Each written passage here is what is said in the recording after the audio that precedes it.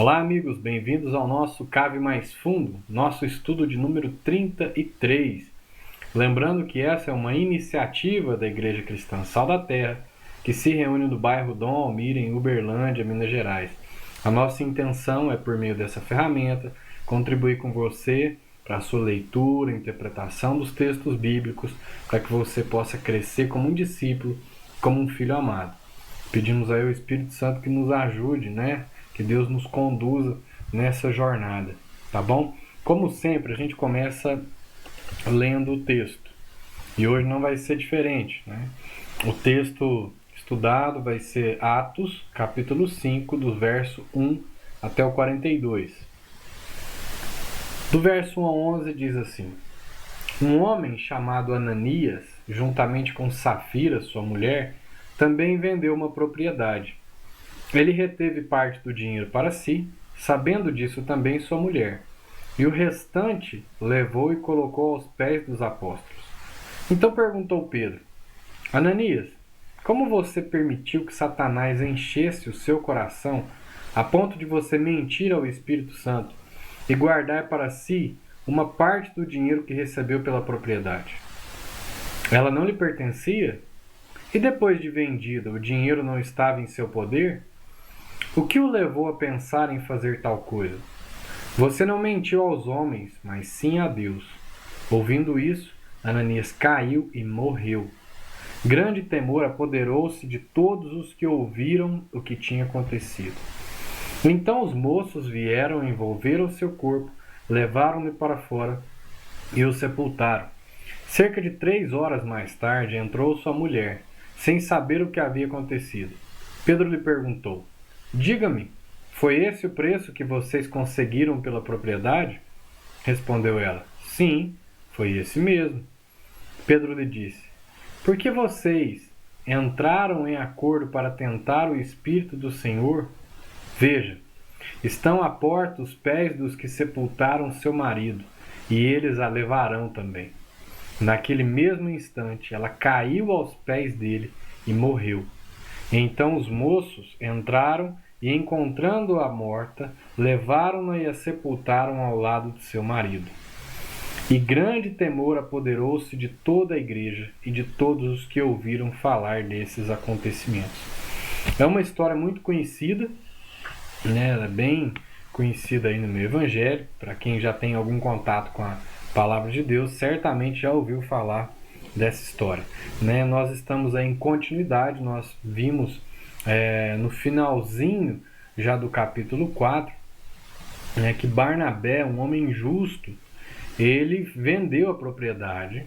Alguns faziam isso, e aí a Bíblia dá exemplo, a Lucas, escrevendo Atos lá no capítulo 4, dá o exemplo de Barnabé, que vai aparecer mais na frente depois também, nas escrituras, no próprio documento, segundo documento de Lucas, Atos.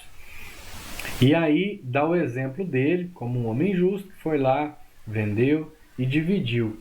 E aí depois vem em seguida do exemplo dele, a gente pode observar no texto, que diz, olha, um homem chamado Ananias, juntamente com Safira, sua mulher, também vendeu uma propriedade. Então está em continuidade, Segue, a ideia é dar continuidade ao que havia acontecido. Bom, o ponto principal. Em contraste com a história de Barnabé, Lucas nos relata a história de Ananias e Safira. Ao compararmos as duas histórias, vemos que o ponto central é a misericórdia vivida na unidade do Espírito. Então, qual seria aí o ponto central de todo esse capítulo, desse trecho, Qual seria aí a intenção principal? É mostrar essa misericórdia vivida na unidade do Espírito. Então é algo que move a igreja. Então, principalmente esse início, vai o final do capítulo 4, e isso vai permear, vai estar impregnado, dessa ideia da misericórdia vivida em meio à unidade do Espírito. Nos versos 32 a 35 do capítulo 4, ou seja, no anterior, vemos uma unidade de coração e alma causada pelo Espírito que levou pessoas a venderem suas propriedades e entregarem aos cuidados dos apóstolos como oferta para a justiça, para que fosse exercida a justiça. Como exemplo disso, temos Barnabé. E como exemplo contrário, temos Ananias e Safira. Então, no capítulo 4, por que a gente fala que esse seria o ponto principal? Né? Tanto o capítulo 4 quanto esse início do capítulo 5 vai falar a respeito disso, né? Que era uma unidade de coração e alma causada pelo Espírito, que levou as pessoas a venderem as suas propriedades, entregarem aos pés dos apóstolos para que fosse exercida justiça, ou seja, aqueles que precisavam recebiam na medida do que precisavam. Pela comparação das duas histórias, vemos que o ponto central não é a oferta, e muito menos o valor da oferta.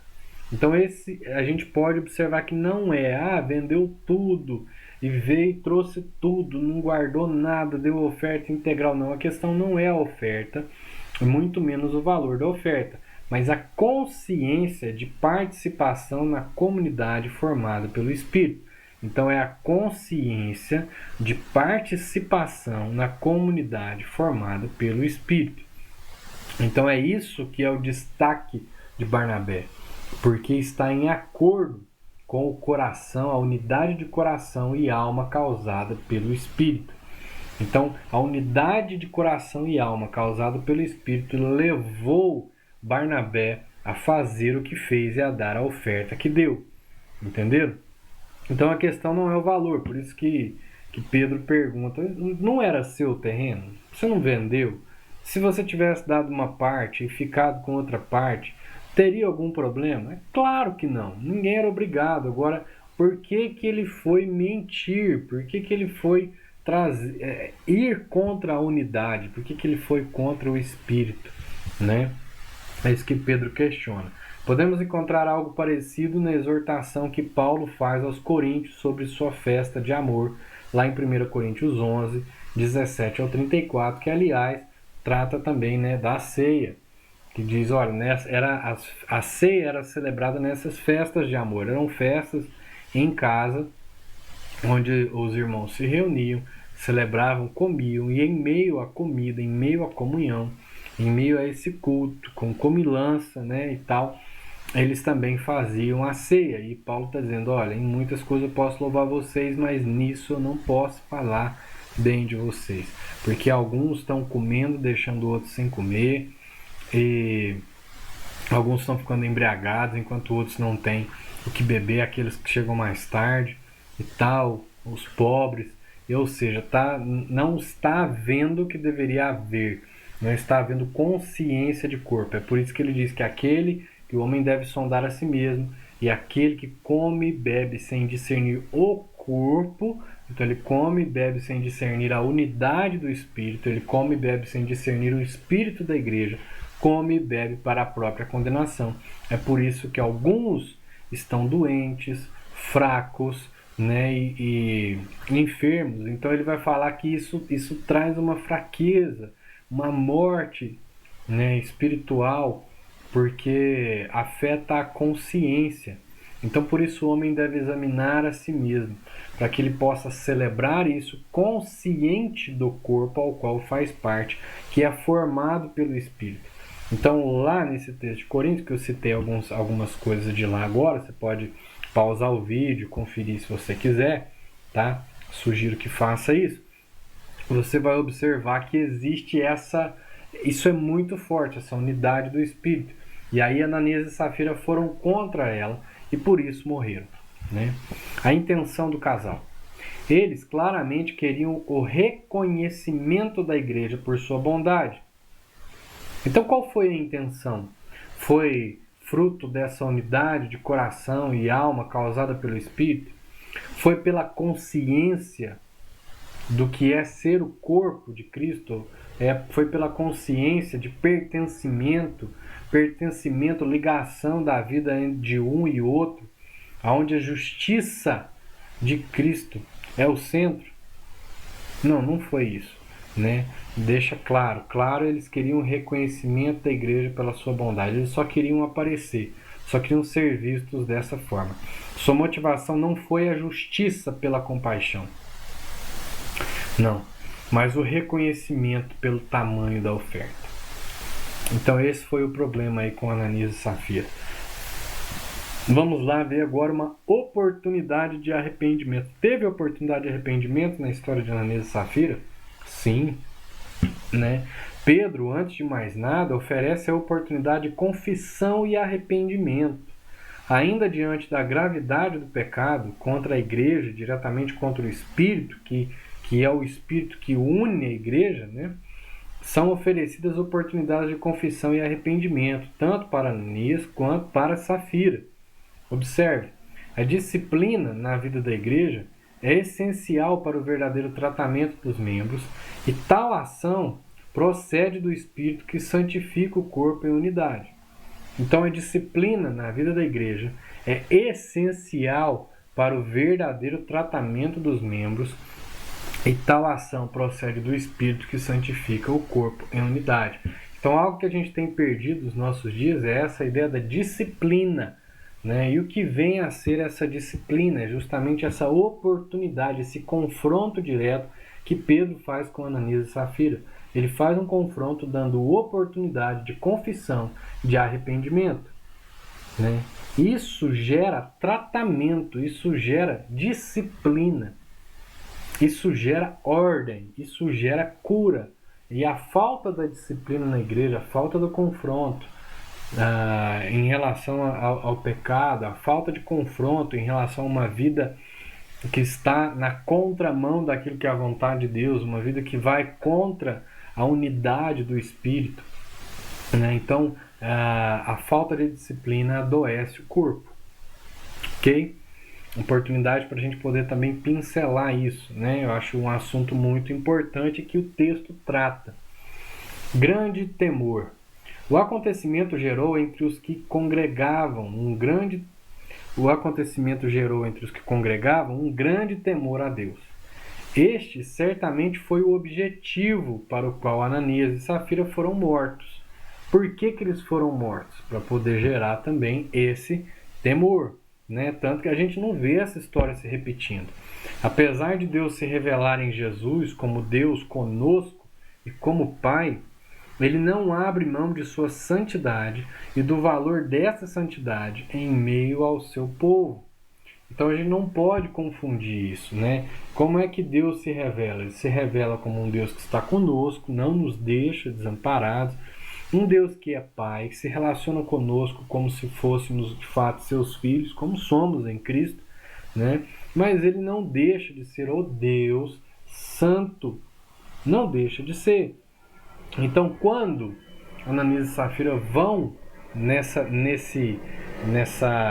ação, eles vão contra Deus, eles vão contra o Espírito. Observe que Pedro coloca isso nas suas palavras. Quem fez vocês irem contra, quem fez vocês mentirem, se unirem contra a igreja, se unirem contra o Espírito, mentirem para o Espírito. Então quem tomou essa iniciativa, eles foram movidos aí, como nós vimos, pelo desejo de serem reconhecidos, pelo desejo de serem louvados, né? Em vez de dar louvor, serem louvados pela quantidade do valor do que estavam dando, que certamente deram um valor alto, né? Eles foram contra essa santidade de Deus. Então esse acontecimento, a morte deles, gerou agora um temor no coração do povo. Gerou um temor. Ao ponto de depois a gente ainda vai ver, né, que muita gente admirava os discípulos de Jesus, admirava a forma de vida deles, mas não tinha coragem de estar lá no meio, porque a coisa era diferente, né? É bem diferente talvez da forma como nós deixamos ser hoje, né? Como nós estamos acostumados. O Espírito como pessoa e como Deus. Outro ponto a ser observado nesse trecho.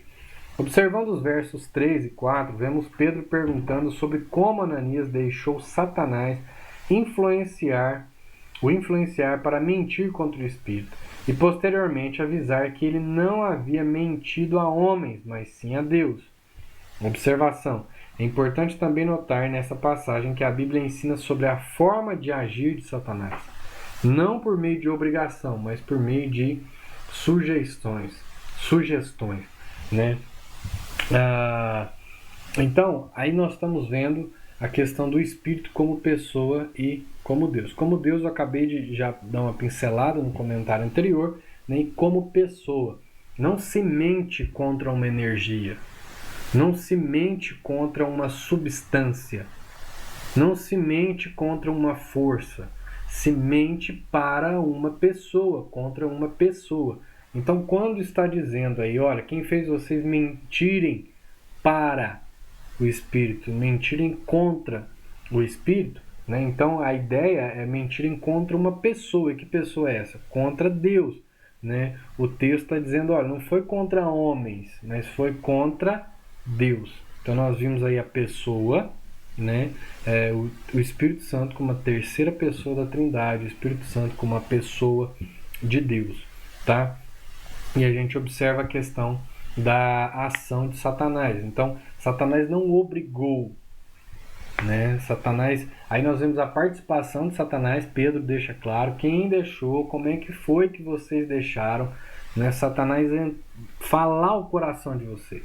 Então, Satanás não tomou, não se apossou, não possuiu, mas ele sugeriu. Então, aí nós observamos também uma das formas, né? Talvez a forma mais presente em todo o tempo, né, onde a Satanás age. Bom, versos 12 até o 16. Os apóstolos realizavam muitos sinais e maravilhas entre o povo.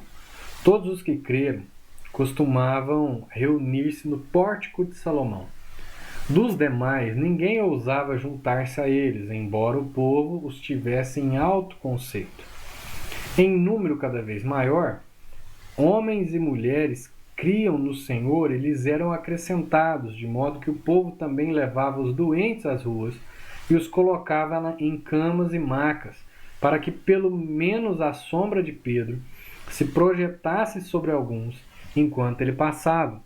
Afluíam também multidões das cidades próximas a Jerusalém, trazendo seus doentes e os que eram atormentados por espíritos imundos, e todos eram curados. Então nós estamos vendo nesse momento aí um grande avivamento, né? Um grande movimento. Isso foi pós-Pentecostes, na festa de Pentecostes, durante a festa de Pentecostes, a festa das semanas, festa da colheita, vem o Espírito, e aí isso começa a acontecer hora atrás hora. Então uma coisa uma atrás da outra. Cada vez que esse pessoal se reunia, alguma coisa diferente acontecia. Eles tinham muito temor, se reuniam sempre no Pórtico de Salomão, tinham temor, né? Ninguém ousava juntar-se a eles, embora o povo tivesse em alto conceito, foi o que eu disse agora há pouco, né? Não era uma questão assim, não, vamos lá juntar com aquele povo lá, falar que a gente é daquele povo, não. Por quê? Porque eles temiam tanto nessas questões como aconteceram com Ananias e Safira, quanto também as perseguições que já haviam começado aí nessa época. Tá? Mas ainda assim um número cada vez maior de homens e mulheres criam no Senhor e eram acrescentados. Aí muitos sinais e maravilhas aconteciam e até mesmo a sombra de Pedro curava. Bom, os apóstolos realizavam muitos sinais e maravilhas. Vamos lá. Pelo poder do Espírito, não era por eles, tá? Pelo poder do Espírito e em continuação ao ministério de Jesus, os apóstolos providencialmente naquela época realizavam sinais e curavam todos. O poder era tamanho ao ponto de que a própria sombra de Pedro podia curar. Então, nós não vemos esses mesmos sinais se repetindo, né, com tanta frequência ao longo da história. A gente deve observar que esses foram colocados como sinais que serviam para testificar sobre a chegada do reino de Deus, de forma como ele avançava por meio da igreja. Então, isso tudo aconteceu na época. Eu não duvido, né? Eu creio ainda nessa contemporaneidade, né, desses milagres, de dons, da cura. Eu acredito sim, mas nós não vemos isso acontecer como acontecia, na frequência com que acontecia nessa época, né? Então é uma questão providencial, Por quê? Porque essa é uma continuação do ministério de Jesus. Era o sinal, né? A gente tem que prestar atenção nessa questão dos sinais. Sinais e maravilhas. Eram sinais de que o reino de Deus havia chegado e de que, assim como ele chegou em Jesus e esses sinais acompanhavam Jesus, agora esses sinais são presentes na vida da igreja. Até hoje são presentes, mas naquela época com um número maior. Ok? Em número cada vez maior, homens e mulheres criam no Senhor e lhes eram acrescentados. Então, antes eram 120, né? Quando vem o Espírito, eles estavam reunidos no alquilé-alpendre, eram 120, estavam em oração, homens e mulheres. Logo após a primeira pregação no Pentecostes, chegaram a mais de 3.000. É assim que veio o Espírito e o pessoal saiu falando outras línguas. Depois Pedro pregou e foram 3.000. Posteriormente foram mais 5.000 homens. Aí nesse caso dos 5.000 são só homens, né? E agora o texto relata um número crescente de homens e mulheres. Portanto, consideramos que chegasse a prováveis 10.000. Então, de 120 em pouco tempo, Jerusalém ainda estava cheia, ao que parece, nessa época, né? Ainda estava naquele finalzinho de festa, ou ainda dentro das festas. Então, a época do Pentecostes ali, né? Então, só nesse período, vão de 120 para cerca de 10.000, talvez um pouco mais, talvez um pouco menos. Tá? Não temos um número exato, mas a gente tem base. Então, são 3.000, depois 5.000 só homens, e aí depois são acrescentados homens e mulheres. É preciso levar em consideração que muitos não fossem de Jerusalém e se espalharam em retorno para suas casas proclamando a nova fé. Ainda assim, a quantidade de novos crentes era enorme, por isso se juntavam em casas e na entrada do templo, ou seja, no pórtico de Salomão, para seus cultos. Então era uma quantidade muito grande. Ainda que de todos esses que creram, né, como a gente está nessa época de festa, e nessa época de festa muita gente vinha de fora, participava e depois ia embora. Então talvez muitos dos crentes que estivessem ali, que creram, que receberam essa mensagem do Evangelho, depois saíram dali propagando essa nova fé. Talvez com uma consciência mais clara, talvez ainda em uma necessidade muito grande de serem discipulados. A gente vê depois que em Atos mesmo, a igreja, né, os próprios apóstolos vão saindo por aí, o Paulo depois vai saindo, encontra gente que já era crente, mas que estava ainda em confusão em relação à fé, confusão em relação à questão das obras, em relação aos sacrifícios, se deveria continuar, se não deveria continuar, ao batismo, que tinha passado pelo de João Batista, mas não tinha passado pelo do Espírito. Então a gente vê que há depois uma continuidade nesse sentido.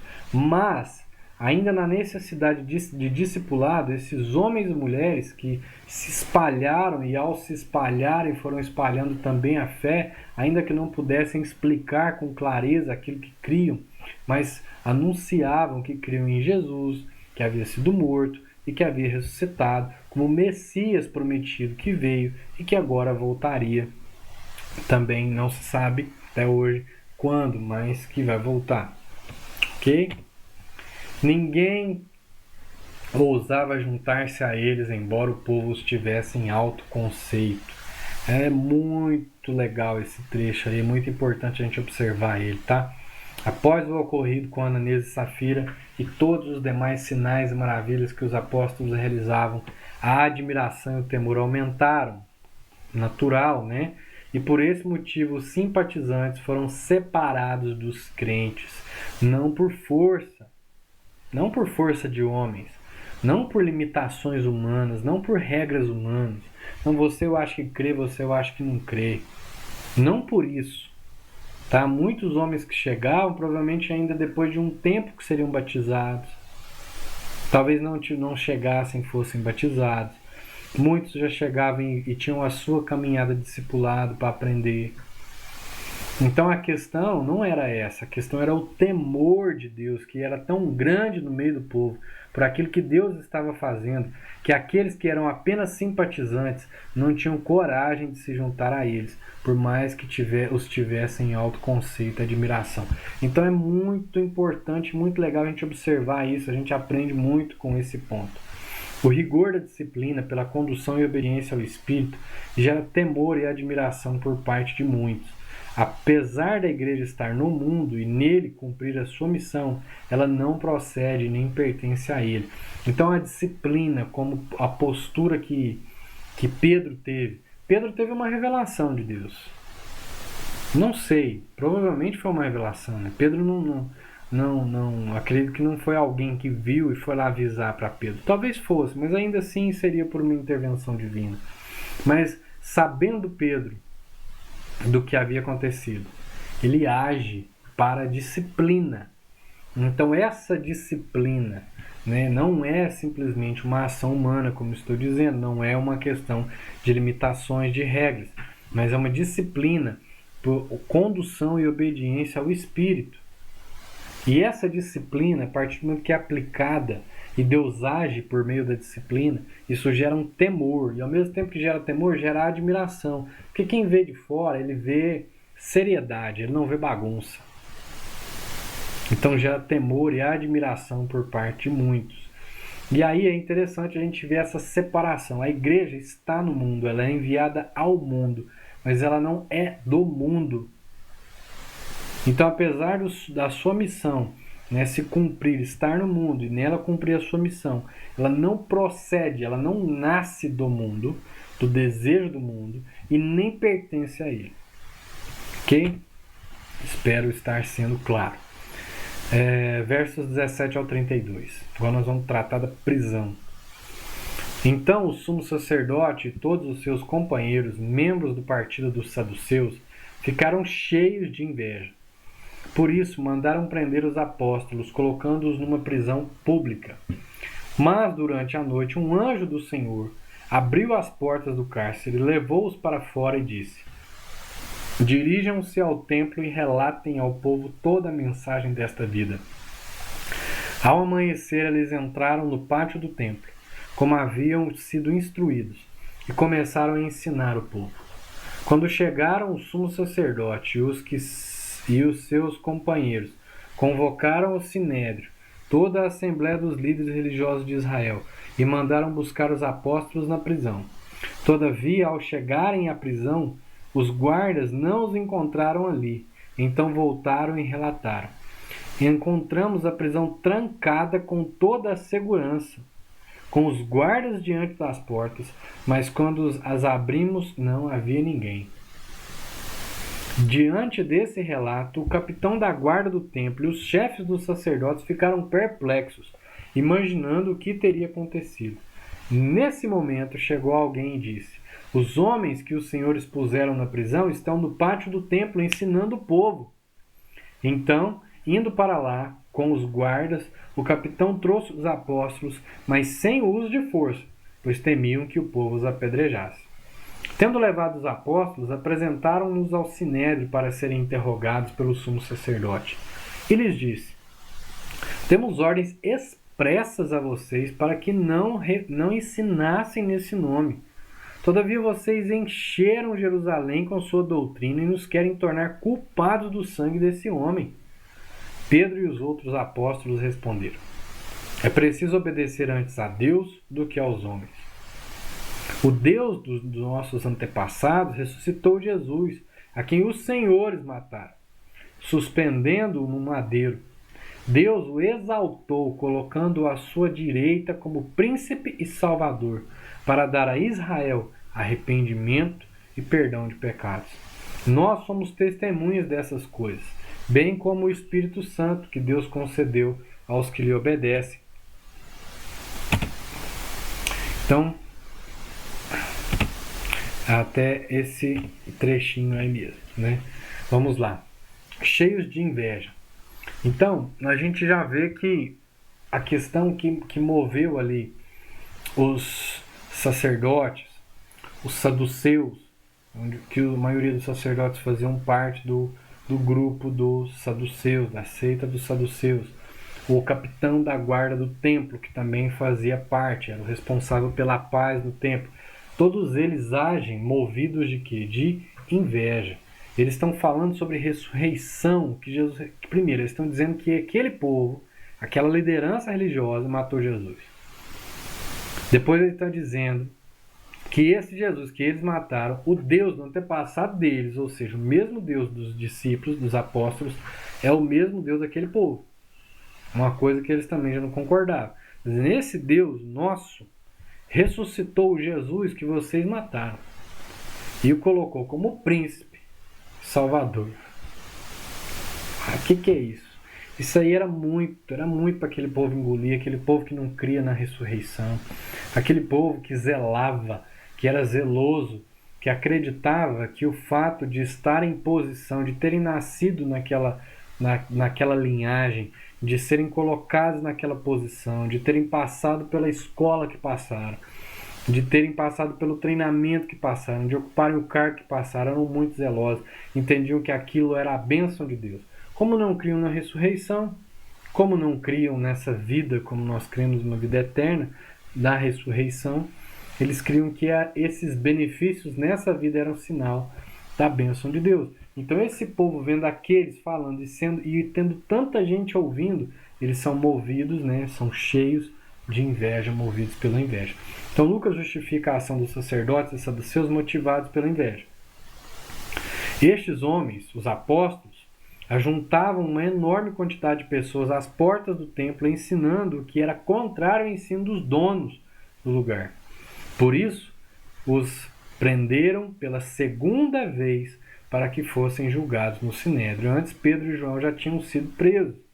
Lembra-se lá na cura daquele coxo no templo, na entrada? E aí, depois ensinavam e foram conduzidos, foram exortados. Agora, dessa vez, de novo. Por isso que eles estão dizendo, ó, nós já divertimos vocês antes, vocês continuam fazendo, nós já falamos para vocês pararem. Aí Pedro vai dizer assim, não, eu tenho que obedecer a Deus, não aos homens. Nesse caso, como os homens religiosos se voltaram contra Deus, então há de ser feita uma escolha, e a escolha é obedecer a Deus e não aos homens. Dirijam-se ao templo e relatem ao povo toda a mensagem desta vida. Como testemunho da ação sobrenatural de Deus, os homens foram soltos por um anjo e a prisão ficou intacta. Você percebeu aí, né, que quando foram buscar, os guardas estavam lá na porta, o cadeado estava lá na porta, estava tudo intacto. Os homens saíram de forma sobrenatural, ninguém viu. Ninguém viu. Né? A liberdade que receberam por ação divina foi para cumprirem com o propósito de relatar ao povo toda a mensagem desta vida. Então o anjo que libertou eles falou assim, agora vocês voltam lá, vocês vão entrar para dentro do templo, vocês vão pegar aquele povo que está lá e vocês vão ensinar sobre toda a mensagem desta vida. Então os anjos não libertaram eles simplesmente porque estavam sendo perseguidos e para poder ficar livre vivendo a vida deles. Não, libertou para que a missão continuasse. Né? A ideia impregnada com toda a mensagem desta vida é a pregação do Evangelho por meio da qual os pecadores saem da morte para a vida e são salvos. Por isso é toda a mensagem dessa vida. Né? Pode observar que toda vez que eles vão pregar, toda vez que Pedro vai pregar, como porta-voz ali da igreja, daqui a pouco nós vamos ver Estevão pregando, e a hora que Estevão também vai pregar, eles sempre fazem um paralelo com o Deus do Antigo Testamento chegando aos tempos de Jesus, é o que aconteceu com Jesus, e a partir daquilo que Jesus traz para nós. Então essa é toda a mensagem, entendeu? E essa toda a mensagem de um Deus que cria, de um homem que peca e que se rebela contra Deus, de um Deus que age de forma misericordiosa e manda o seu Filho para a redenção de um povo. Isso é para tirar, tem o poder de tirar da morte para a vida. Sem uso de força, pois temia que o povo os apedrejasse. Quando eles foram tirados de lá, eles foram tirados sem uso de força. Foram conduzidos à prisão sem uso de força. Né? Foram conduzidos ao Sinédrio agora sem uso de força.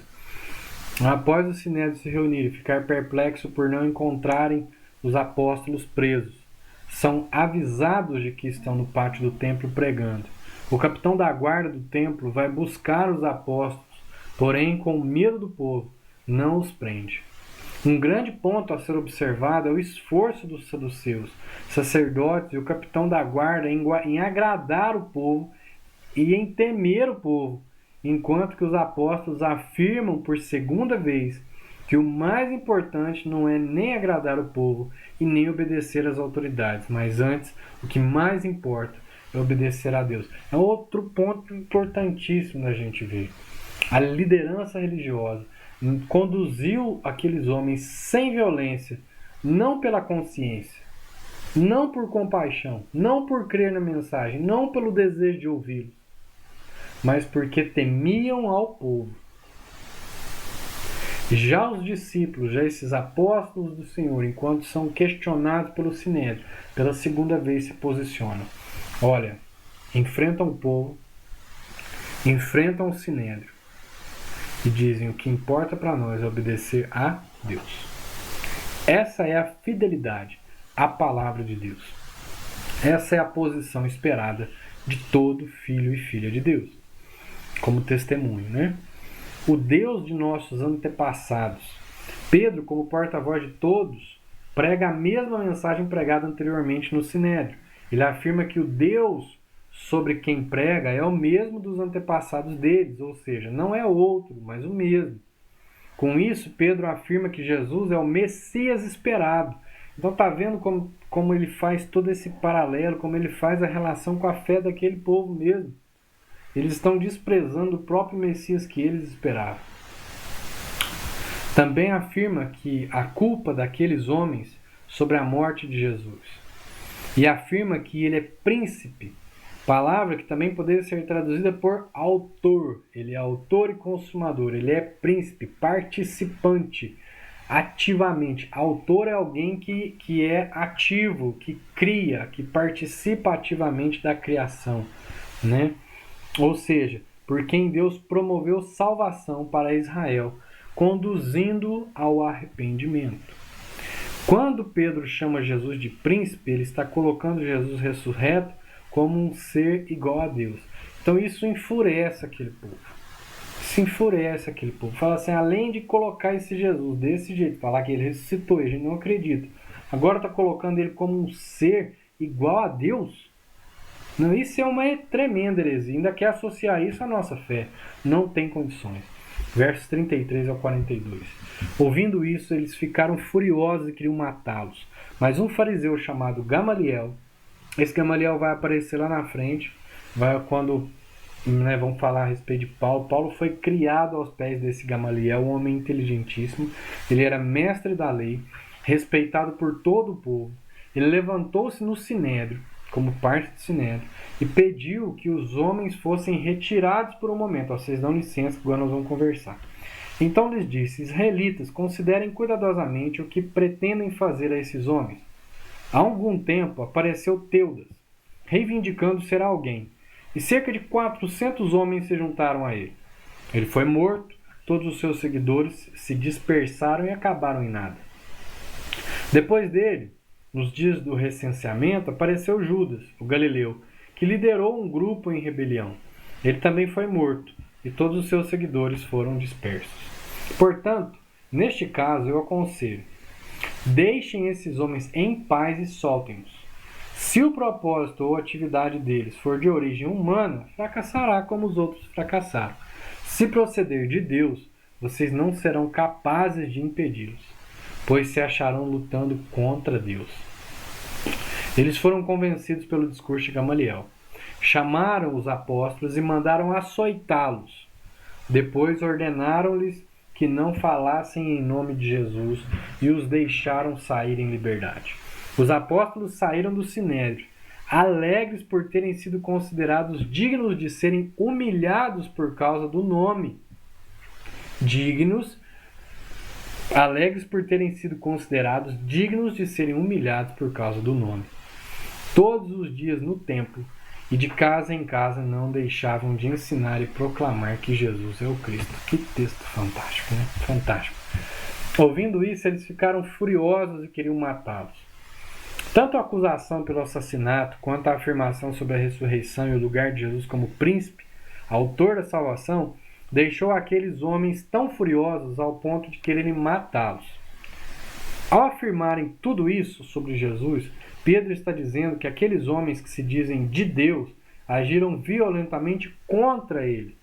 O que não conseguiam perceber era como Deus, em infinita misericórdia, ainda lhes proporcionava salvação por meio do arrependimento e fé em Jesus. Isso aí era também, assim, tem que ser observado nesse texto. A questão não foi só o que aqueles homens fizeram de mal. A questão é que agora Pedro e os demais apóstolos estavam diante deles, pregando e dando-lhes oportunidade de arrependimento. Deus, na sua infinita misericórdia, está apresentando em todo o tempo para homens duros, de dura cerviz, como diz a Bíblia, que não se curvam, chamando-os ao arrependimento. E aí não é diferente. Não é diferente. Gamaliel, fariseu e mestre da lei, respeitado. Este Gamaliel posteriormente aparecerá como tutor do apóstolo Paulo. Era um homem realmente respeitado por seu trabalho religioso nesse tempo. Aqui ele aparece com uma enorme sensatez e aparente temor de Deus. Nós não sabemos se há realmente um temor, mas parece muito que tem. E além da sua sensatez, que também creio que vem de Deus. Seu conselho traz a consciência daqueles homens que é impossível resistir a Deus e que o fruto da carne, do esforço humano, é tão mortal quanto ele mesmo, quanto o próprio ser humano. Por isso, cita outros movimentos que se dissiparam com a morte de seus líderes. O que o homem produz, por mais forte que possa aparentar, morre com ele. O que Deus produz através de homens é eterno, apesar de aparentemente fraco. Por que aparentemente fraco? Esses homens são aparentemente fracos. Qual o poder que esses homens têm? O Sinédrio tem um poder religioso amparado pelas Escrituras, um poder histórico sustentado ao longo do tempo. E esses homens? Esses homens confessavam Jesus que foi morto facilmente. Esses homens confessavam Jesus que entrou em Jerusalém montado num jumento e não num cavalo. Então, aquilo que é de Deus, por mais que pareça fraco, não pode ser facilmente destruído. Não pode sequer ser destruído, né? Essa é a verdade. É eterno. O que nasce em Deus é como Deus, é eterno. O que nasce do homem é como o homem, morre com ele. Chamaram os apóstolos e mandaram açoitá-los. Depois ordenaram-lhes que não falassem em nome de Jesus e os deixaram sair em liberdade.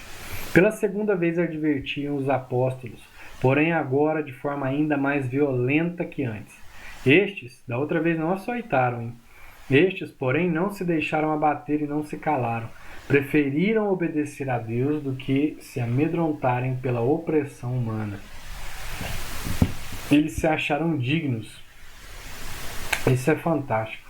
Fantástico. A posição de firmeza, né? As circunstâncias nós não podemos mudar. Mas o que Deus espera de nós é firmeza, é responsabilidade, é convicção daquilo que a gente crê e confessa. Os apóstolos saíram do Sinédrio alegres por terem sido considerados dignos de serem humilhados por causa do nome. Lucas afirma haver alegria nos sofrimentos pela causa de Cristo. Se o sofrimento e a humilhação viesse por causa de Cristo, ou seja, injustamente em favor do que criam e proclamavam, este era para testemunhar, ou seja, martírio, né? A palavra testemunho é martírio, e nós bem sabemos o que é um mártir, né? Para testemunhar a veracidade de sua fé e proclamação. Em meio às perseguições e ameaças, com grande alegria se reuniam no templo de casa em casa, testemunhando e proclamando que Jesus é o Cristo. Então, em meio à perseguição, eles encontravam alegria. Em meio às surras, né, como agora, eles encontraram alegria e não paravam de se reunir. Bom, em síntese, o que nós vimos hoje?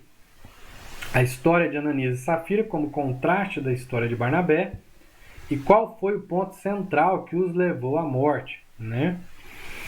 A voltarem-se contra o Espírito Santo, mentirem contra o Espírito, agirem contra Deus. Como os apóstolos faziam milagres que sinalizavam a chegada do reino de Deus e o avanço do mesmo pela igreja no poder do Espírito Santo. Então essa questão dos milagres em ligação direta com o ministério de Jesus na chegada do reino e que agora está sobre a igreja, sinalizando essa chegada do reino. A coragem dada pelo Espírito para serem testemunhas, mesmo em meio às ameaças e o risco de terem suas vidas violentamente ceifadas. Vimos como Deus cuidou desses homens enviando um anjo para libertá-los, a fim de que continuassem a pregar e testemunhar sobre ele. Vimos aí a atitude sensata de Gamaliel, ao reconhecer que ninguém pode deter a mão de Deus. Diria que foi aí uma provisão divina por meio de Gamaliel. Bom, e na prática, pelo menos 3 coisas. Primeira delas, oferta voluntária e misericordiosa tem sua origem no Espírito Santo, que promove unidade, um só coração e alma na vida da igreja. Então a oferta voluntária e misericordiosa, ela não nasce da carne, ela não nasce da vontade humana, mas ela é um movimento do Espírito que trabalha na unidade, trabalha no movimento de que a igreja tem um só coração e alma. Esse é o elo de ligação, esse amor. Quando nós vemos essa pessoa na Trindade, a pessoa do Espírito, nós vemos um Pai que é amante e um Filho que é amado, e o Espírito que é o elo do amor. Então esse é o papel do Espírito, o amor do Pai, a graça do Filho e a comunhão do Espírito. Né? A oferta que visa chamar atenção para o ofertante, que visa status ou barganha, é oferta mentirosa, que não é fruto de alegria e compaixão. Ela faz mais mal do que bem, independente do valor. Então a oferta esperada é uma oferta de alegria, de quem tem consciência, de quem é movido pelo Espírito, num movimento de um só coração e alma. E não movido por barganha ou visando status. Essa oferta, independente do valor, não é um fruto, não é algo que agrada a Deus. Não é movido de alegria e compaixão. Segunda coisa, o que a Bíblia chama de testemunho vai muito além de contar como a vida era depravada e agora é santa. Vai muito além disso. O que é testemunho? Antes, é o estilo de vida de quem já morreu para si mesmo e vive em Cristo. Isso é testemunho. O testemunho é a prova visível a todos que o poder da morte foi vencido em Cristo, de tal modo que agora morrer de forma que glorifique a Deus gera alegria e não medo. Então, nós precisamos observar aí, né, na nossa vida, a nossa consciência, a definição que temos a respeito de testemunho. Testemunho não é falar a respeito da vida depravada, não é somente, né, porque isso também faz parte, mas falar da vida depravada e de como a vida é agora. De como a vida era triste e agora é alegre. Mas é uma entrega testemunhal, é uma pessoa se entregando a um estilo de vida ao qual ela se expõe até mesmo à morte, e morte violenta, está sujeita e está disposta a morrer essa morte, a perseguição, a sofrimentos. E isso lhe trará alegria, a certeza de que isso lhe trará alegria, desde que esteja ligado ao propósito de Cristo. A terceiro, com Gamaliel aprendemos que não é possível parar a mão de Deus. Aquilo que provém dele tem continuidade apesar dos esforços humanos para minar ou deter. Porém, aquilo que começa no homem, por mais que seja bonito e pareça promissor, termina na sepultura e enterrado com ele. Bom, espero ter contribuído para a sua leitura, para a sua compreensão desse trecho de Atos 5, né, dos capítulos de Atos 5. Espero que tenha gostado. Se você gostou, curta, comente que gostou. Se não gostou, se discorda e tal, desde que seja com as escrituras, ou se quer acrescentar, comente também, tá? O seu comentário vai ser bem-vindo. Compartilhe com amigos, parentes, vizinhos, com o mundo, com quem você quiser compartilhar. desde que você compreenda que isso vai abençoá-los, tá? E se você ainda não é inscrito no nosso canal, pare de perder tempo, vai lá e se inscreva. Toda segunda-feira às 19 horas tem um vídeo novo. Até a próxima semana, se Deus nos permitir.